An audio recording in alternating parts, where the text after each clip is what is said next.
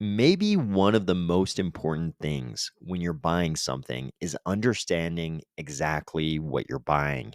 This seems like it should be a straightforward inquiry, but it turns out in crypto, just as is often the case in the traditional world, this can become complicated and nuanced. People often end up buying things that are not quite what they were led to believe. This crops up especially in the case of intellectual property, where the issue is often compounded by the circumstance where the seller might not even understand what they are conveying. There's currently a lot of talk in crypto and in Cardano about NFTs and their use as a means of intellectual property transference. Unfortunately, without effective legal instruments, sometimes a token only conveys ownership over an entry in the ledger. Ready? Let's go.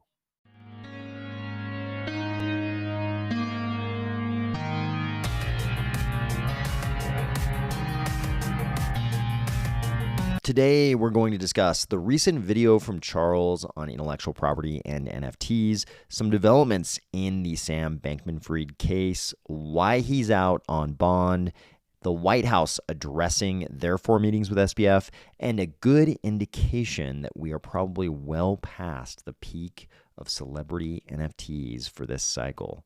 If you immediately knew that those were ideas exploding out of this poor fellow's head in the form of intellectual property, but you also realized that this was definitely AI since dude's got 2 rows of lower teeth, or if you're finding value in these videos each weekday, please consider delegating to the Army of Spies stake pool, ticker AOS. Here we are back in the office. There are the masks. There's the samurai armor. And there's our little friend, Logan the lobster. The tiny fireplace is even glowing. I was going to say roaring, but glowing. Good enough. It's glowing. This wasn't an AMA, though. We're used to the long AMAs that Charles often hosts from this location. Today, though, this was a video about a very particular topic, and it's something I've touched on this channel that the crypto space really hasn't addressed yet. And I have a feeling 2023 is the year where the rubber meets the road on this particular issue. And this all revolves around intellectual property. What is intellectual property? Well, much like you saw in the thumbnail for this video, innovation is made up of ideas springing from the heads of innovators. These ideas, and in order to encourage the proliferation, the development, the birth of innovative ideas like that, governments in the world, in the history of humanity, governments have created protection for the ability to monetize those innovative ideas. You want to encourage innovation. Innovation comes from ideas, but in order to promote the birth of these ideas, you want to let people know that if they come up with an innovative, valuable idea, something that pushes humanity forward, that there will be some protection for their right to monetize it over the rights of others. These are where intellectual property rights come from. Obviously, we want people to be able to share and expose their innovative ideas to the rest of humanity. If there were no intellectual property rights, if anyone could just steal your idea and immediately monetize it themselves, people would be very guarded with their valuable ideas. They wouldn't be as willing to expose those ideas to the rest of humanity. They'd be reluctant to share their ideas. So we have intellectual property rights. But intellectual property rights are like pretty much all other property rights. Ownership isn't necessarily a single thing. It's a bundle of rights. There are a bunch of different rights involved in property rights. If we think about a parcel of land, there are various rights related to the ownership of that land. You might own a right to travel across that land. You might own a right to be on that land for a certain amount of time. You might be leasing the land. You might have the right to exploit natural resources or minerals on that land. You might be able to go on the land and mine. These are all different types of property rights that are sort of like sticks in this bundle of sticks that make up all the property rights related to the ownership of that property.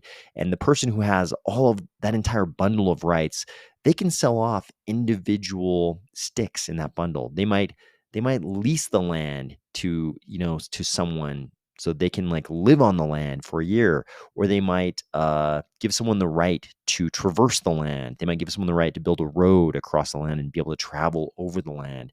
They might sell off the mining rights to that land, or the rights to come and harvest timber on the land, something like that. Intellectual property rights are the same. There's a bunch of different sticks in this bundle of rights. And when you are doing a transaction in intellectual property rights, it's really important to understand what sticks in that bundle of rights are being conveyed. Apparently, the catalyst for this video, no Cardano pun intended, the reason Charles made this video was because from time to time, he'll change his profile pic on certain social media platforms. And there's a lot of Charles art out there. The Cardano ecosystem is big, and Charles is a very prominent, figure at the top of the Cardano ecosystem. So there's naturally a lot of art gets made of Charles. And from time to time, he'll change his profile pic to be some piece of art that someone has created in the ecosystem of him or something else. In this case, apparently the profile pic he chose was an NFT, and he used this pic as his, as the acronym PFP would imply. He used it as his profile pic. And there was a little bit of controversy because people said, hey, somebody else owns that NFT. Can Charles use that as his profile pic? And he pointed out something that I think hints at a bigger issue in crypto. And that has to do with what an NFT actually is. He pointed out, hey, there's this NFT, and there is certain intellectual property that may or may not be related to this NFT. But actually, you can't just create art of the likeness of a person like Charles and monetize it necessarily. He doesn't care because he loves open source stuff. He loves, his videos being a part of the Creative Commons and people being able to use everything that IOHK creates, including his likeness. So he doesn't care.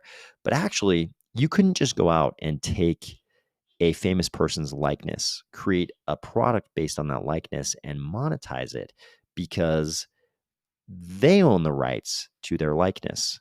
And so Charles, very politely pointing out, hey, you guys are claiming somebody else owns the rights to this NFT, but actually it's my likeness. So there's some part of the bundle of rights there are related to me because he never consented to the creation of this NFT necessarily.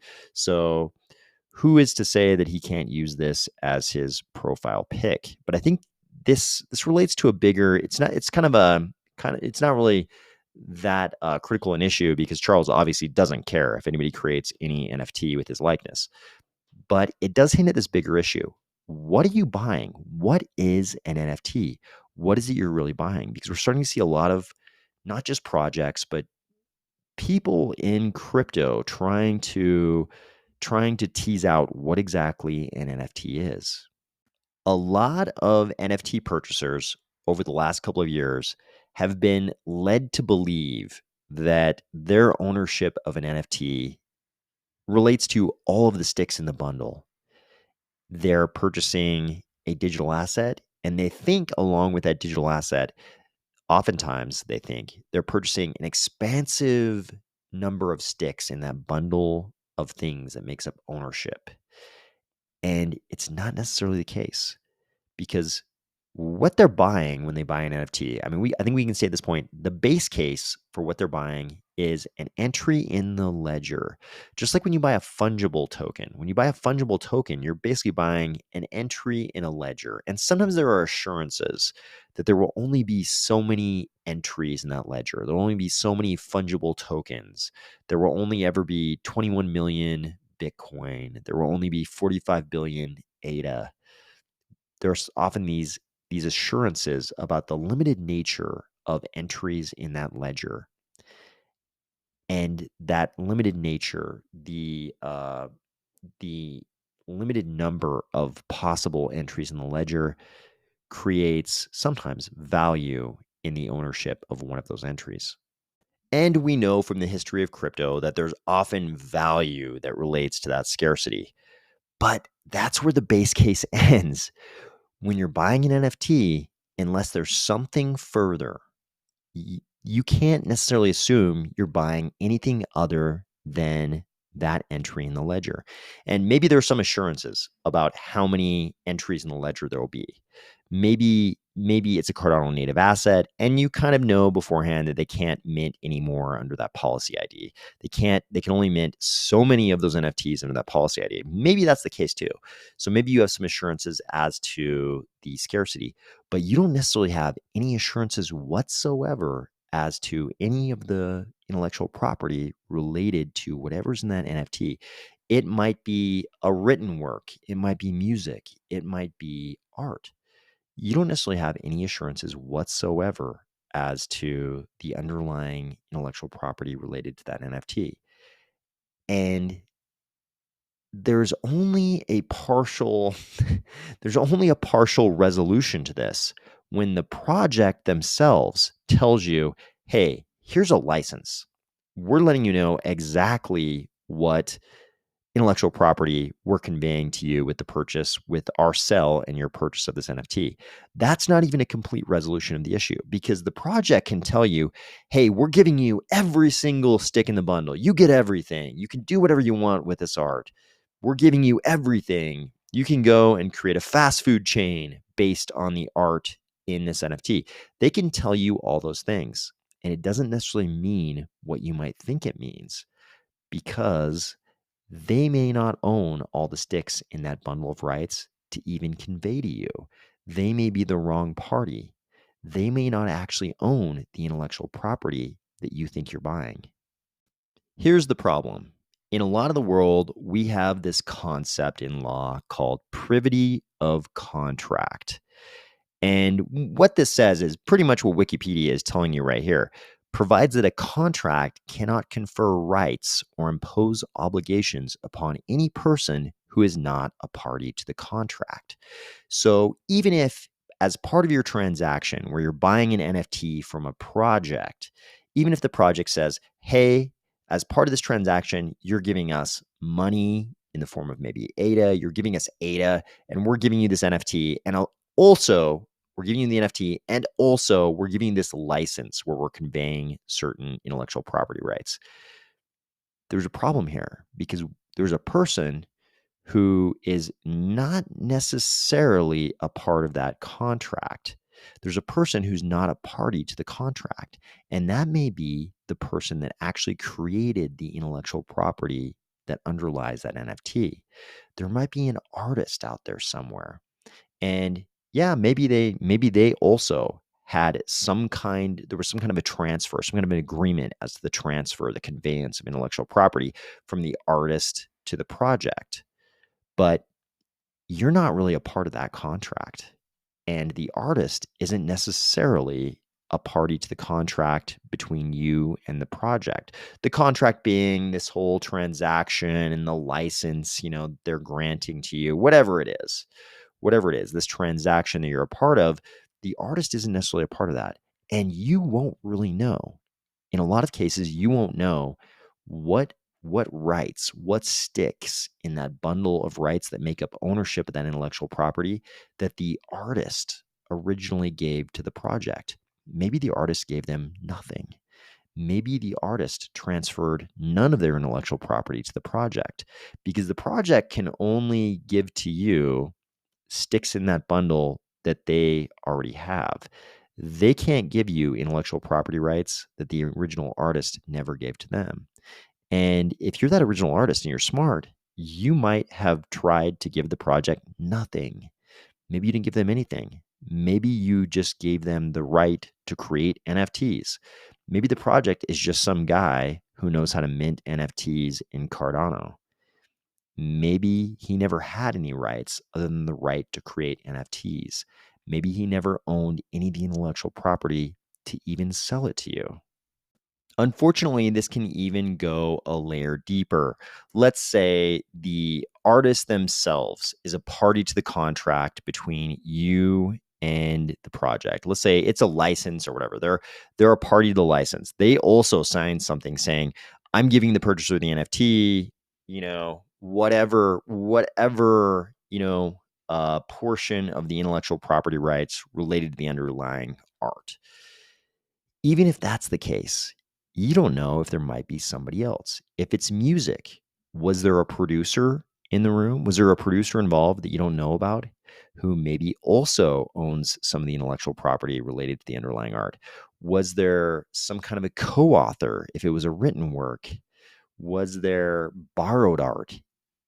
Was did the artist, if it was visual art, did the artist incorporate elements of someone else's intellectual property in the art? That's already happened with a very notable major Cardano PFP project. We've already seen that go down in Cardano specifically. So it's very unclear when you buy any kind of an NFT with underlying art. It'd be very hard to completely satisfy yourself that you actually own any portion of the intellectual property.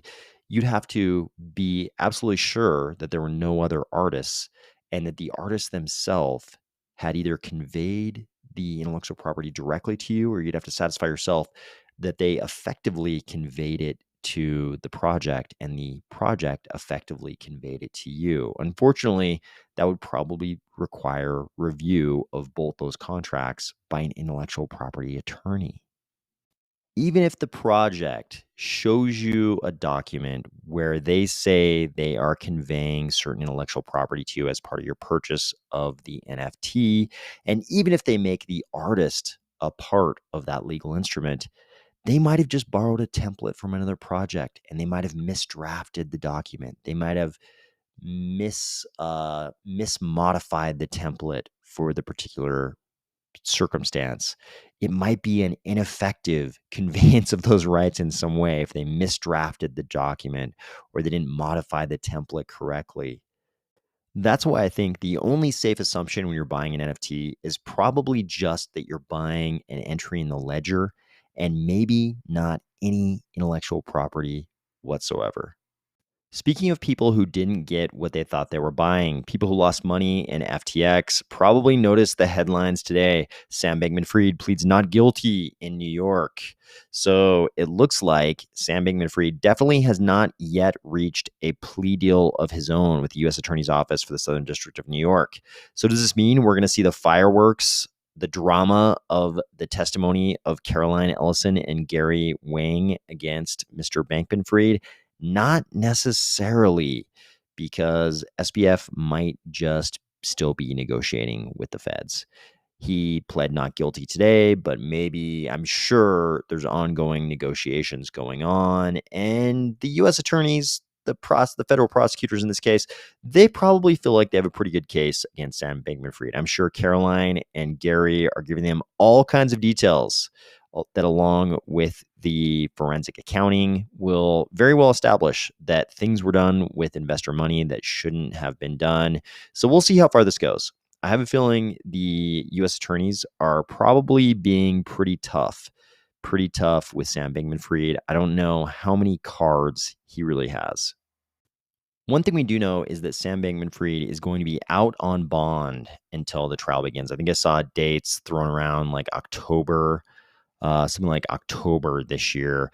He's going to be out. He's not going to be sitting in a jail cell. I know some people were a little alarmed by that when they realized he's just going to be at home for the next 10 months and not sitting in a jail cell. But I think this is actually pretty normal for three reasons.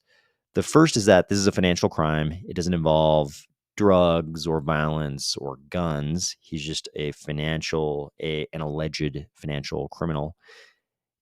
Also, it's very expensive to jail people in the United States these days, especially in New York. I saw somebody today estimating that it costs like $500,000, like $500,000 to jail somebody in New York for a full year. And it sounds like the trial isn't going to start until something like October of 2023. The third reason is that Sam Bankman-Fried is not an idiot, and he was probably negotiating with the prosecutors when he decided to waive extradition. He could have played hardball with them down in the Bahamas and forced them to go through the extradition process. He waived extradition, and probably a part of that deal was that the U.S. attorneys would not oppose him being out on bond until the trial starts. Of course, all of this is extremely awkward for the politicians that Sam Bankman-Fried got cozy with through his donations, and today even the White House had to address the 4 meetings that White House personnel had with Sam Bankman-Fried. The response was that these meetings related to pandemic prevention. Of course, what Sam Bankman-Fried was super interested in talking to the White House about was pandemic prevention, because apparently he had a foundation and he's very interested in pandemic prevention. But she capped that off by admitting, yes, they also talked about cryptocurrencies and crypto exchanges. I think you can guess what Sam Bankman-Fried was really interested in there. I do think I would be remiss in my duties if I didn't mention that it looks like it is also very cold in the White House press room when they did this conference. Finally, we now have a really important indicator that maybe we are past the peak of celebrity NFT involvement for this cycle. There will be more. There will be more celebrities in NFTs, of course. And next cycle, we might have another peak, even bigger and more celebrities involved in NFTs. But I think we may have passed peak celebrity NFT for this cycle, because Logan Paul is now in a huge fight with Coffeezilla over some we'll call them accusations that Coffeezilla may have made about Logan Paul's NFT project, Crypto Zoo. So Coffeezilla said some bad things about that project. You can get an idea of what kind of bad things those were based on this little image that Logan Paul put on the screen of his video here. Logan Paul, of course, is trying to let the world know that was not him. It was the other people involved in the NFT project. He's not the bad one. It was these other guys, not Logan Paul at all. Certainly not him. It was definitely the other guys. He has a whole long video talking about how bad Coffeezilla is. Not Logan Paul is bad. It's Coffeezilla who is bad for making these accusations. And he ended his video by telling Coffeezilla that he would see him in court. So it sounds like Coffeezilla may have finally pissed off somebody big enough that they would sue him. So we'll see how this actually turns out. Who knows? Maybe Logan Paul keeps kind of inviting Coffeezilla to come on his YouTube channel and have a discussion about it. Maybe that'll happen. Maybe they won't end up in court. But as of right now, it looks like Logan Paul is pretty angry at Coffeezilla and definitely threatening to see him in court. I hope you're having a great week, and I'll talk to you tomorrow.